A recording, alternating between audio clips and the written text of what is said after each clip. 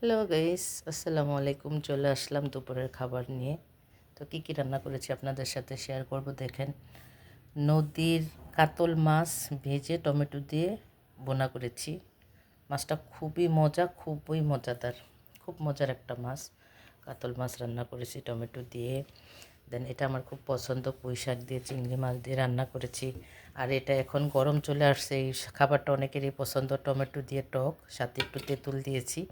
এটা আমার খুবই পছন্দ, এখন গরম চলে আসছে, আপনারাও খাবেন, অনেক ভালো লাগে।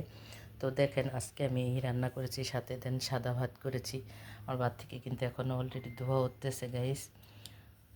তো দেখেন, আজকের মতো এতটুকুই রান্না করেছি। এই রুই মাছ, কাতল মাছের রান্নাটা কেমন হয়েছে, কালারটা খুবই ইয়ামি এসেছে, খুব জোস একটা কালার এসেছে। নিজে রান্না করেছি তাই বলছেন, আসলে কালারটা অনেক অনেক অসাধারণ একটা কালার এসেছে। তো আপনারা ওইভাবে রান্না করে খাবেন। এই আজকে আমি রান্না করেছি। তো ভালো লাগলো অবশ্যই লাইক কমেন্ট দিতে ভুলবেন না। তো আজকের মতো আল্লাহ হাফেজ। Thank you so much for watching my video.